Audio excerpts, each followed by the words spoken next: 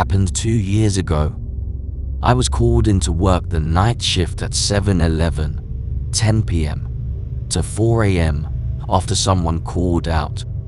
The store was placed on a busy road in a quiet, rural neighborhood. During the night shift, you could expect anywhere between 10 and 20 individuals to come in and buy a beer or something else.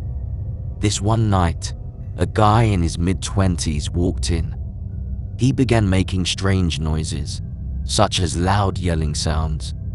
I figured he had some sort of mental problem. In fact, my brother has a mental handicap, so I immediately sympathized with the guy. He stepped up to the counter without anything, facing me, but his gaze was fixed on the ceiling. I was uncomfortable and didn't know how to deal with it. I tried to communicate with him, but he simply made loud noises. I kept glancing to see if he was with anyone outside, but he was alone.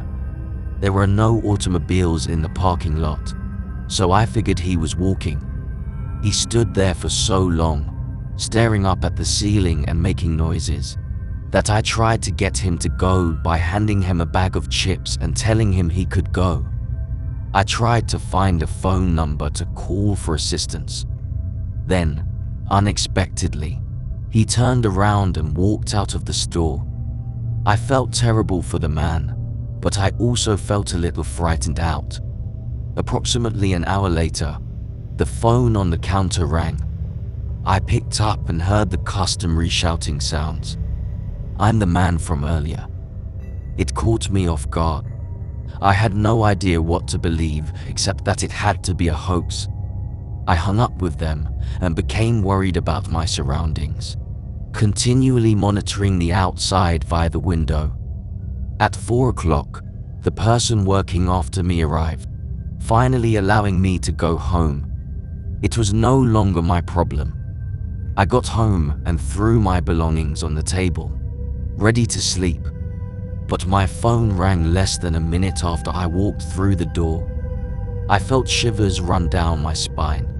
Why would someone call at 4 a.m.? I could only guess the news was awful. I braced myself before picking up the phone. Take care of the man again. I was sick to my stomach as I listened to the loud noises he made. I strained to shove the phone into the receiver. I felt watched all night, even with all of the shades closed. And I swear I heard strange noises throughout my house. I refused to sleep till the dawn rose.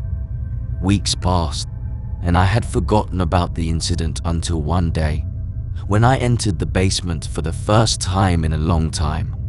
I discovered that documents were strewn across the floor, and as I got into the basement closet, I noticed writing on the walls. 7-Eleven was written in Sharpie on the wall, along with the address of the 7-Eleven I worked at and my home address. What's the most upsetting part?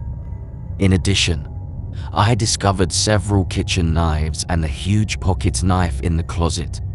What appeared to be an innocent person playing a joke quickly escalated into something far more horrific. He had been living down there for who knows how long, and I'm just glad that for whatever reason, he changed his mind and left, since I haven't seen or heard from him since. All I can say is that the man is gravely unwell.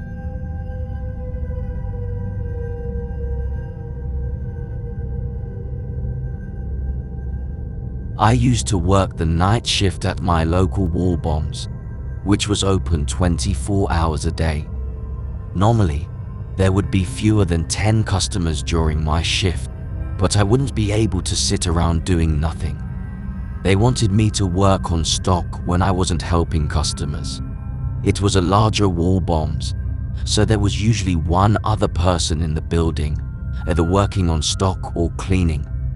This night, I was the only one working. I was working stock in the cereal aisle when I heard something fall over on the opposite side of the shelf in the next aisle.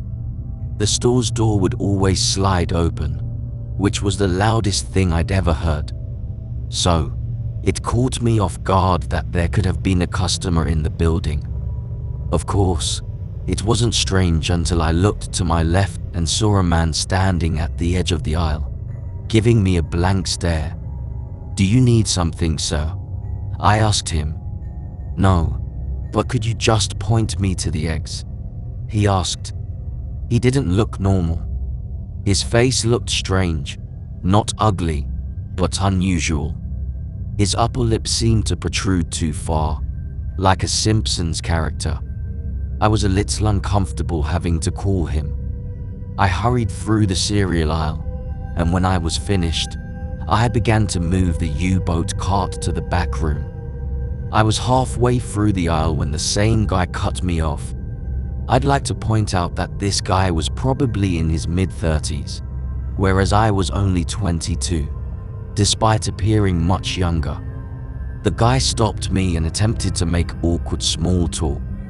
He began by asking me my name, age, whether and where I went to school, and why I was working the night shift. His questions got weirder when he asked if I went to parties frequently and if I had a girlfriend. I told him no, and he asked if I'd ever had a boyfriend while placing his hand on my shoulder. I quickly began walking away with the cart, but he followed me. I told him I wasn't interested in whatever he was thinking about.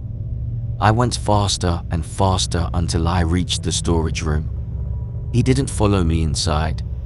I wasn't supposed to stay back there for long periods of time to prevent customer theft.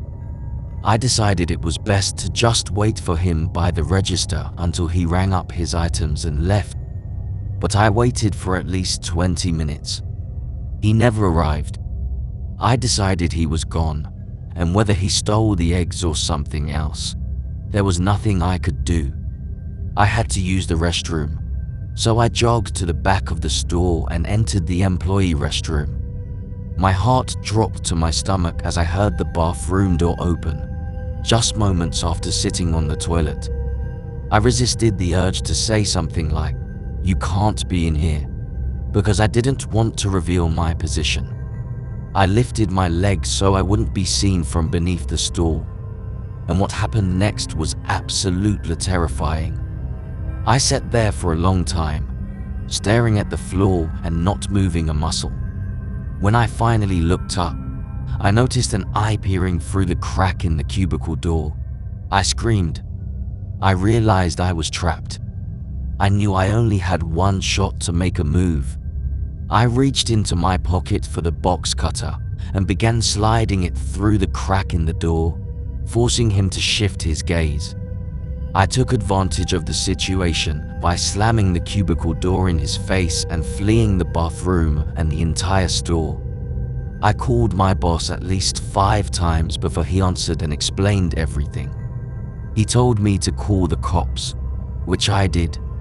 Of course, when the cops arrived, the man had already left the store.